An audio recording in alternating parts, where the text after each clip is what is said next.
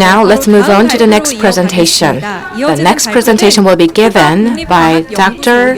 Sarahi Mendoza Castaño, Director of Research and Development at the Cuban National Institute of Science, and she will give a presentation on antioxidant effects on policosanols in patients with metabolic syndrome. Please give her a big round of applause.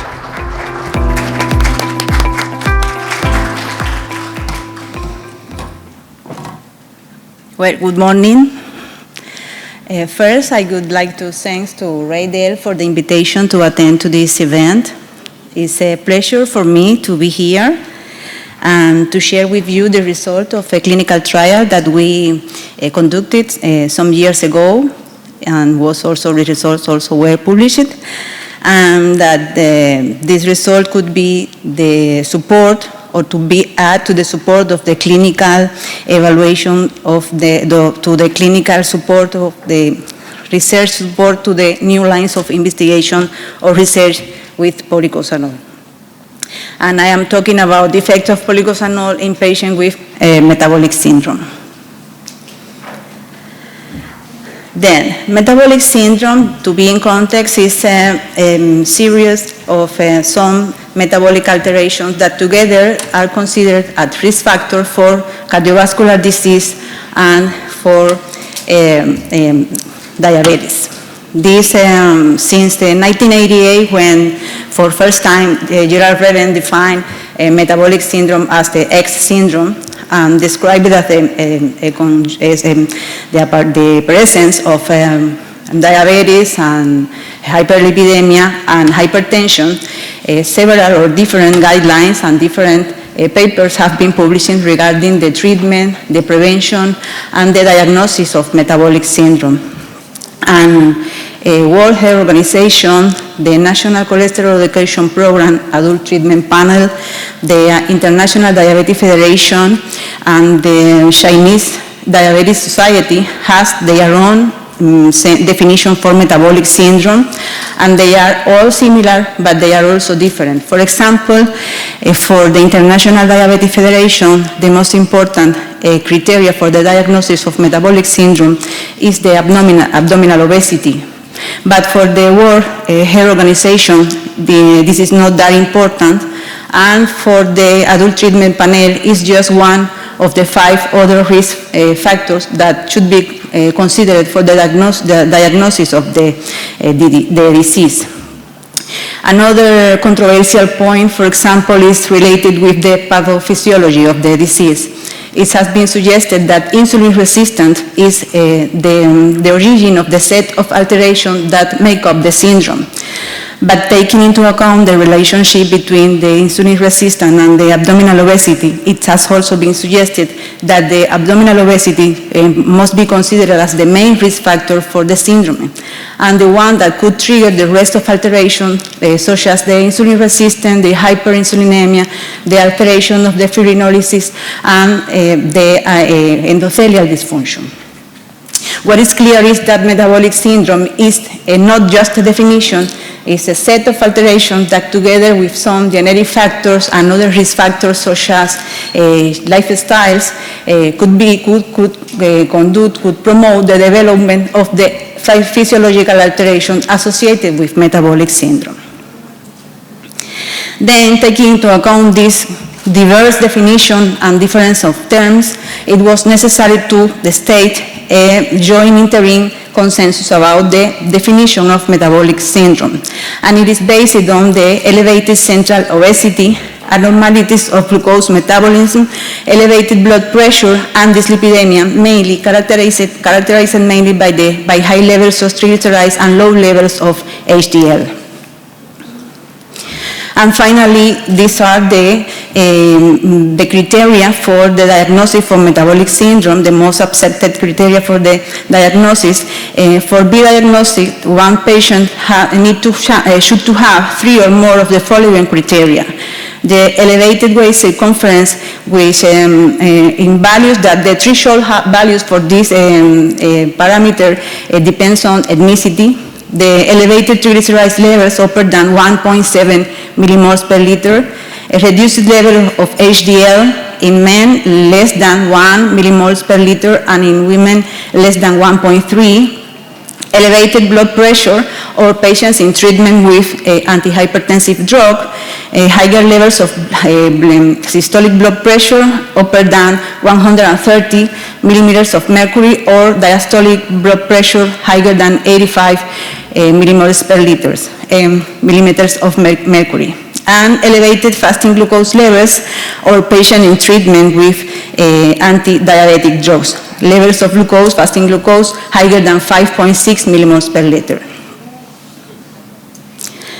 And these are some risk factors of metabolic syndrome: prothrombotic state, oxidative stress, inflammation, low levels of HDL, cholesterol, high levels of triglyceride, hypertension, high levels of blood glucose, insulin resistance, abdominal adiposity, neurological disorders, type 2 diabetes, polycystic ovarian syndrome, non-alcoholic fatty liver disease, cancer, stroke, and cardiovascular disease.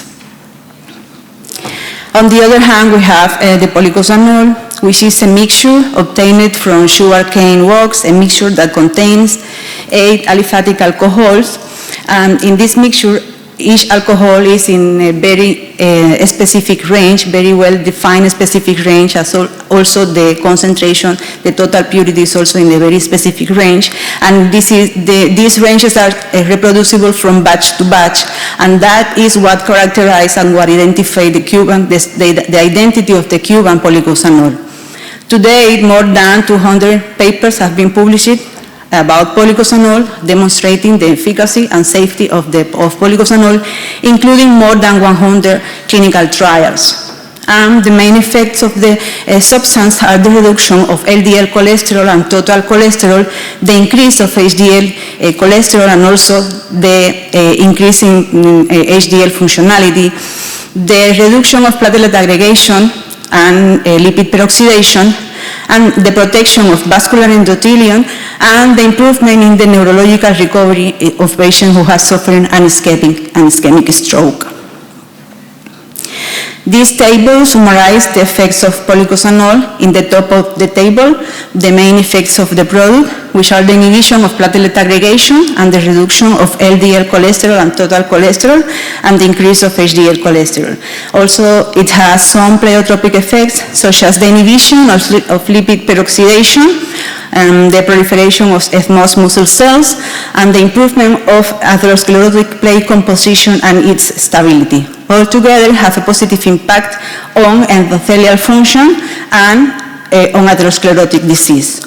And these effects are very related with some other effects demonstrated for the product, which is the improvement of the clinical parameters in patients with intermittent claudication and the improvement of neurological recovery in patients with ischemic stroke. All these effects remarks the integral anti-atherosclerotic effects of policosanol, which is also very safe and very well tolerated.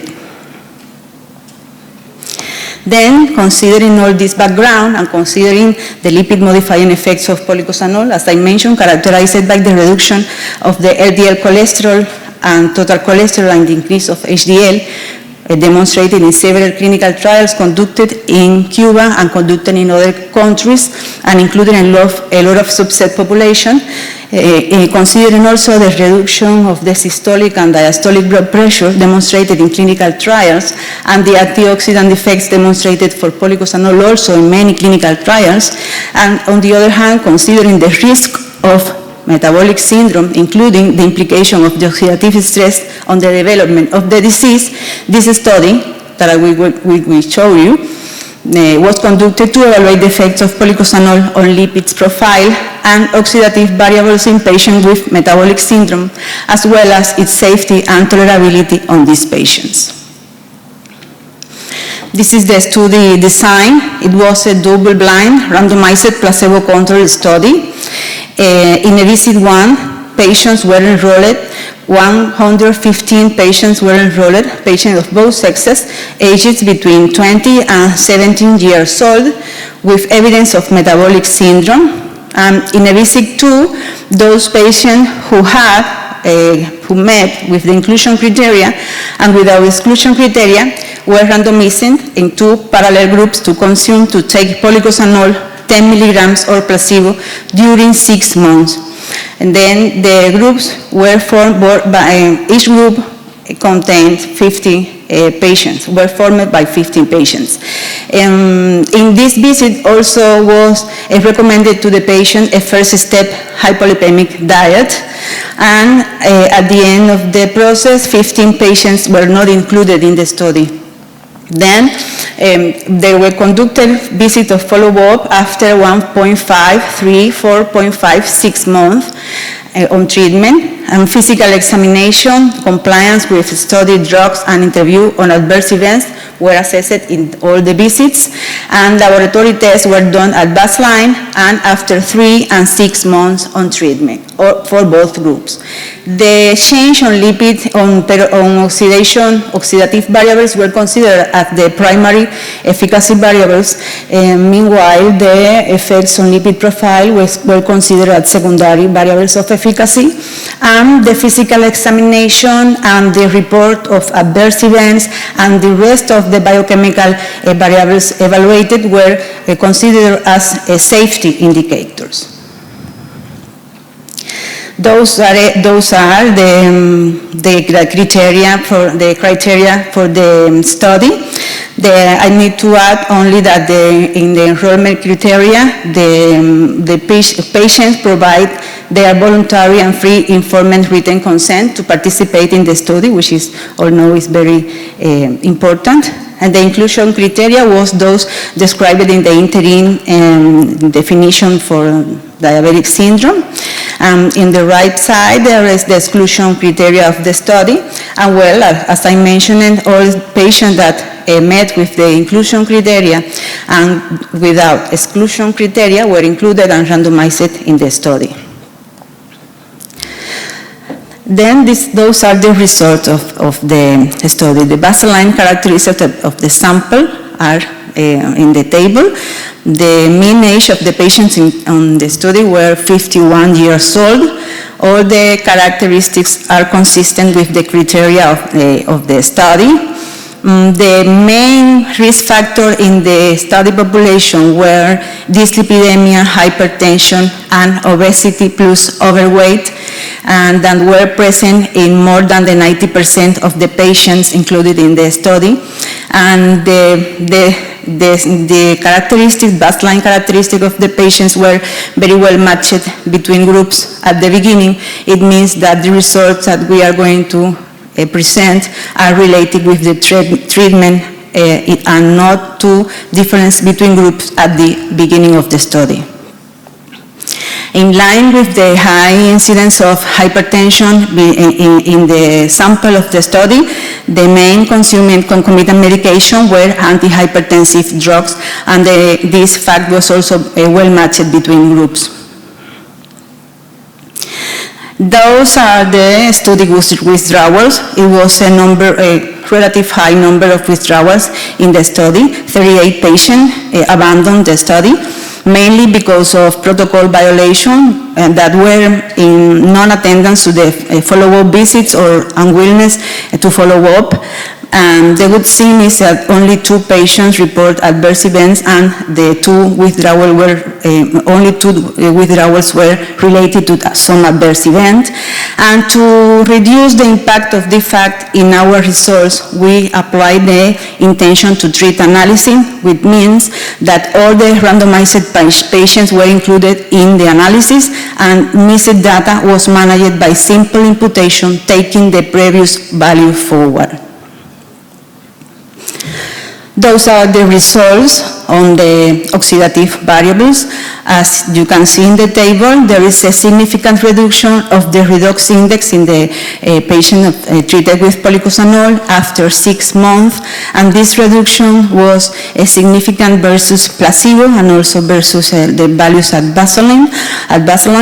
In the rest of the studies in the rest of the oxidative variables studied, there were also a reduction, but the reduction did not reach a significant statistical significance.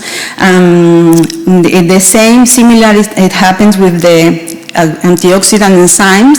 there is an increase, no significant increase, a trend to the increase of the enzymes, and only in the case of the reduced glutathione it was a significant increase versus baseline, but this increase was also observed in the placebo group, so this is it's not relevant it was not considered relevant for our study. The results are similar that with other results that we obtained in some similar studies conducted with policosanol in other populations, and this difference could be associated specifically to the characteristic of this patient who has a metabolic syndrome that is a very complex disease. The effects on lipid profile were also very similar to those of what we have obtained in previous studies on lipid profile using policosanol. There were a reduction on cholesterol levels, a significant reduction versus placebo and versus baseline, and reduction of total cholesterol and reduction in LDL cholesterol, and a significant increase of HDL cholesterol levels after 6 months on treatment with 10 milligrams of policosanol. This is similar to those that we have obtained in previous studies. The triglycerides levels were not there were no variation on the levels of triglyceride in the study, and consistently there is a reduction, a significant reduction versus placebo and versus baseline of the levels of ApoB. Is consistent with the reduction of LDL. On the contrary, the levels of ApoA1 did not increase during the study. Regarding to the physical indicators, there were no difference among the physical indicators considered as part of the safety profile, no difference in the body weight or the body mass index or the waist circumference, and we think that this could be associated with the not compliance of the diet recommended at the beginning of the study. The rest of the variables, physical variables were similar in both groups and similar versus no difference versus baseline. And in the other laboratory variables analyzed, there are no significant difference in any of the comparisons, and all the values were within the normal limits in the study, at the end of the study. Those are the adverse events reported, as I already mentioned. 2 adverse events were reported after the 6 months, in the study. One of the adverse events was tiredness, and the other, the stress-triggered collapse. Only 2 patients report 2 adverse events. And those are the conclusions of the study. Policosanol 10 milligrams per day given for 6 months to patients with metabolic syndrome produced beneficial effects on the lipid profile, like reduction of LDL, total cholesterol, and ApoB, and increase on HDL values. And the treatment improved the redox index, a relevant marker of the oxidative stress, and was safe and well tolerated. And finally, I want to remark that this is the first clinical trial conducted in Cuba, conducted with human policosanol in patients with metabolic syndrome, but these results can be considered as preliminary, and then further studies need to be conducted, including higher doses and larger sample size, for properly determining the usefulness of policosanol in patients with metabolic syndrome. That's why I mentioned that this study could be the basis of future studies in this disease. And thank you very much. That's all. It was a presentation by Dr. Sarahi Mendoza Castaño. Now I'd like to take questions for her. Listening to her presentation, if you have any questions, please raise your hand. Good morning, ma'am. Hard to understand. Did you check some post-cessation effect of the policosanol after 6 months? After closing the dose, the intake I'm sorry, dose... I don't understand. You could help. Someone can help me. I cannot understand. Repeat your question. Okay, I am saying that up to 6 months, Okay. policosanol was given, and during this 6 months, you checked the different parameters like this one. Okay. I am saying about the post-cessation, 6 months when policosanol closed, after that, say after 8th month, 9th month, what is these parameters? Were they same or they decrease? I'm sorry. Okay. No. After when the study finished, that was all. We don't continue with the 2 more studies. Yes, of course. Yeah, we have small. The study of Policosanol. Because I am wondering just to know that how long these effects persist. So that is my concern, whether after cessation of the drug, these effects is there or not. Yes, the studies are maintaining in the time, and they are not rebound effect or something similar. Okay, thank you. 네, 질문 감사합니다. We 질문 can 하나 take 정도 더 one more 받도록 question 하겠습니다. from the 궁금한 게 floor. If 있으신 you have 분은 any 손을 question, 들어주시면 please raise your hand. 감사하겠습니다. Is there 네, any 질문 있으신 question? 분 계실까요? If not, that is it 네, for this 없으시면 이상으로 presentation. 발표 마치도록 Let's give 하겠습니다. another round of 수고해주신 applause 사라이 to 멘도자 Dr. 카스타뇨 Sarahi 국장님께 Mendoza 큰 박수 Castaño. 부탁드리겠습니다.